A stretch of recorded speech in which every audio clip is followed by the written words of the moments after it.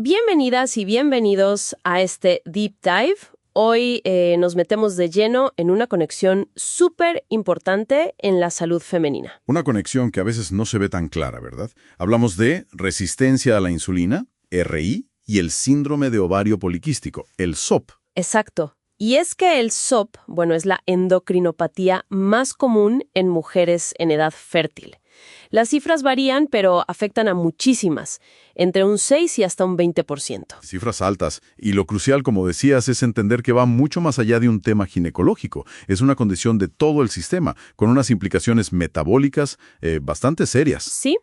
Para analizarlo, nos basamos en investigación bastante completa sobre cómo funciona, cómo se diagnostica y se maneja esta relación. Nuestra idea hoy es desentrañar un poco cómo la resistencia a la insulina parece ser como el eje, ¿no? El motor detrás de muchos síntomas del SOP. Claro, ¿cómo conecta esos desórdenes reproductivos que conocemos? Como la falta de ovulación o el exceso de andrógenos. Ajá, el hirsutismo, el acné. Eso mismo. ¿Cómo conecta todo eso con riesgos metabólicos que dan miedo? Obesidad, diabetes tipo 2, problemas cardiovasculares. El objetivo es entender por qué es tan importante ver el SOP como lo que es. Un trastorno endocrino metabólico crónico, que necesita un manejo a largo plazo. Perfecto. Pues empecemos por el principio. ¿Qué es exactamente la resistencia a la insulina? Bueno, primero la insulina. Es esa hormona clave para que nuestro cuerpo maneje la glucosa, el azúcar. Permite que las células, sobre todo las del músculo, que usan muchísima glucosa. Como el 70-80%, ¿no? Exacto. Que esas células capten la glucosa para usarla como energía o guardarla. Ok, ¿y la resistencia a la insulina? Pues es cuando esa respuesta de las células a la insulina disminuye, como que la célula se vuelve un poco sorda a la señal de la insulina. Y el cuerpo intenta compensar. Claro. El páncreas dice, necesitamos meter esa glucosa, y empieza a producir muchísima más insulina. Eso es la hiperinsulinemia. Entendido. Y aquí viene un punto fundamental que mencionan las fuentes. A menudo pensamos que es un problema de azúcar, pero la causa raíz parece ser más bien una sobrecarga de lípidos, de grasas. Ah, o sea, lipotoxicidad. Grasa acumulándose donde no toca. Justamente eso. Exceso de ácidos grasos libres que se meten, por ejemplo, en el músculo, en el hígado, y ahí forman unos metabolitos como el diacilglicerol, el DAG. ¿Y ese DAG qué hace? Pues, digamos que actúa como una interferencia. Activa unas moléculas, unas quinasas llamadas PKC, que se meten en la vía de señalización normal de la insulina, bloquean la comunicación. Y por eso la glucosa no puede entrar bien a la célula. Exacto. Impiden que el transportador GLUT4, que es como la puerta de entrada de la glucosa, llegue a la superficie celular. Así que el azúcar se queda afuera, en la sangre. La hiperglucemia es una consecuencia, pero más tardía. Interesante cambio de perspectiva. No es el azúcar el culpable inicial, sino la grasa interna. Así parece indicarlo la evidencia. Y claro, factores como la obesidad, especialmente la grasa abdominal, la visceral, y el sedentarismo, pues empeoran todo esto. Esa grasa libera sustancias inflamatorias que aumentan la RI. Incluso puede verse en la piel, ¿no? La acantosis nigricans. Sí, esas manchitas oscuras en los pliegues. Es un signo de que la hiperinsulinemia ya es severa. La RI es, la piedra angular del síndrome metabólico. Ok, clarísimo lo de la RI. Ahora, conectemos con el SOP. ¿Qué es exactamente el SOP? Es un trastorno endocrino metabólico muy complejo y heterogéneo, o sea, se manifiesta de formas muy distintas. Y el diagnóstico es de exclusión. Hay que descartar otras cosas primero. Se usan los criterios de Rotterdam, ¿verdad? Cumplir 2 de 3. Eso es. El primero, hiperandrogenismo, que puede ser clínico, o sea, visible. Más vello, acné, caída de cabello tipo masculino, o bioquímico, que se mide en sangre, andrógenos elevados. El segundo criterio. Disfunción ovulatoria. Ciclos menstruales muy irregulares, o sea, menos de 9 al año, o ciclos muy largos, de más de 35 días, o directamente ausencia de menstruación. Y el tercero es la ecografía. La morfología de ovario poliquístico en la eco. Que, ojo, y esto es importante aclararlo siempre, Sí. no son quistes. Son muchos folículos pequeñitos que se quedaron como a mitad de camino, detenidos en su desarrollo. Más de 20 folículos o un ovario grande, más de 10 mililitros. Súper importante esa aclaración. Y recalcar que el SOP no afecta solo a los ovarios. Para nada, es sistémico.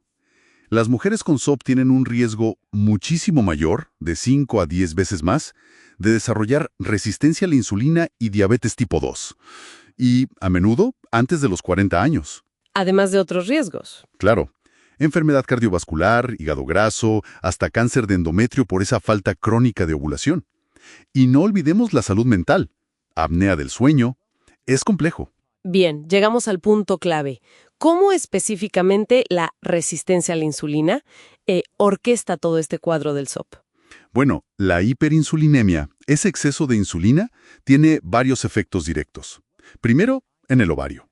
Actúa casi como una cogonadotropina, ¿Qué significa eso? que potencia el efecto de otra hormona, la LH, sobre unas células del ovario llamadas células teca, y esto hace que produzcan más andrógenos, más testosterona. Además, parece que estas células teca en mujeres con SOP son ya de por sí más sensibles a la insulina. O sea, doble problema en el ovario. Exacto. Y luego está el hígado. La hiperinsulinemia hace que el hígado produzca menos de una proteína súper importante, la SHBG. La globulina fijadora de hormonas sexuales. Esa misma. Su trabajo es unirse a la testosterona y, digamos, inactivarla parcialmente. Si hay menos SHBG, queda más testosterona libre circulando y haciendo de las suyas. Provocando los síntomas como el vello o el acné. Justamente. Y hay un tercer nivel de impacto, el cerebro. A nivel neuroendocrino. Sí. La hiperinsulinemia y también los andrógenos altos alteran cómo el hipotálamo libera otra hormona, la GnRH. La libera de forma más rápida y pulsátil. ¿Y eso qué consecuencia tiene? Favorece que la hipófisis libere más LH que FSH. Ese desequilibrio LH-FSH es típico del SOP y contribuye a que los ovarios sigan produciendo andrógenos y a que los folículos no maduren bien. O sea, perpetúa la anovulación. Se cierra el círculo vicioso. La RI causa hiperinsulinemia e hiperandrogenismo. Y el hiperandrogenismo puede empeorar la RI. Es un ciclo que se retroalimenta. Y aquí entra ese concepto que mencionabas antes, el de resistencia selectiva a la insulina. Suena como una paradoja. Es que lo es, pero es clave para entender el SOP. Imaginen que la insulina tiene distintas órdenes que dar en la célula. Una orden es meteglucosa, la vía metabólica. Otra orden es produce andrógenos en el ovario, por otra vía distinta, la MAPKRK. Ok. Bueno, pues en el SOP, la célula se vuelve resistente a la orden metabólica. Ignora la señal de meter glucosa. Pero, y aquí la paradoja, sigue escuchando perfectamente o incluso con más atención la orden de producir andrógenos. Ah. O sea, resistente para unas cosas, pero sensible o hipersensible para otras. Precisamente. Resistencia en lo metabólico, pero sensibilidad o hipersensibilidad en lo reproductivo ovárico. Eso explica cómo coexisten los problemas de azúcar y los de andrógenos, ambos influidos por la misma hiperinsulinemia. Qué buena explicación. Queda clarísimo. Y en la práctica, ¿cómo se maneja esto? Diagnóstico y tratamiento, brevemente. El diagnóstico combina varias cosas. La historia clínica, el examen físico buscando signos como el IMC, la cintura, la acantosis. Luego, análisis hormonales y metabólicos. Para ver la RI en SOP, la prueba de tolerancia oral a la glucosa suele ser más sensible que el índice HOM-AIR. ¿Y la ecografía? Es útil o con formología ovárica, pero no siempre es imprescindible, sobre todo en adolescentes donde los ovarios pueden parecer poliquísticos normalmente. ¿Y el manejo? ¿Cuál es la clave? La piedra angular, la primera línea, siempre. Cambios en el estilo de vida.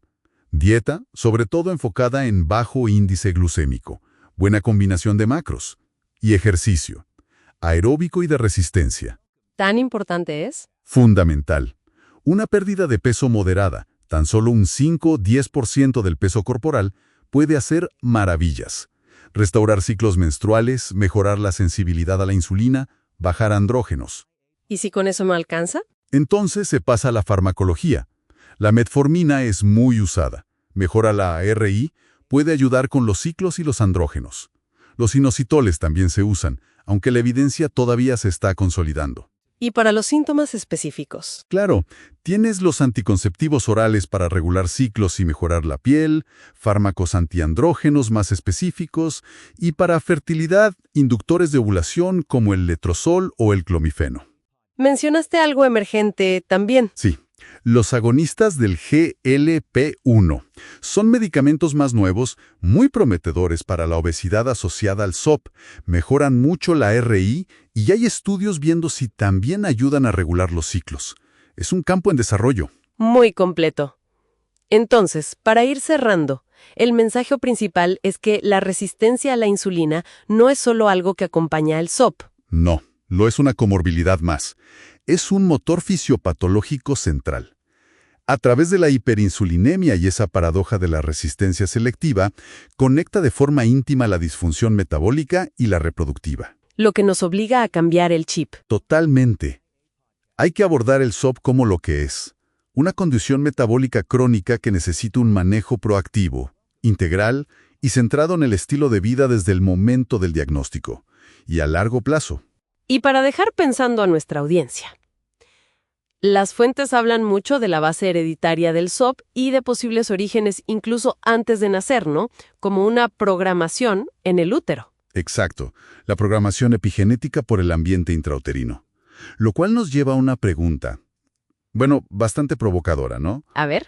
¿Podríamos en el futuro identificar a las niñas con alto riesgo de SOP, quizá por antecedentes familiares o marcadores tempranos, antes de que los síntomas sean evidentes? ¿Y hacer algo antes? Implementar intervenciones tempranas, quizá de estilo de vida o nutricionales, para intentar modificar esa trayectoria, para evitar o al menos mitigar las consecuencias metabólicas y reproductivas a lo largo de su vida. Una idea potente para el futuro.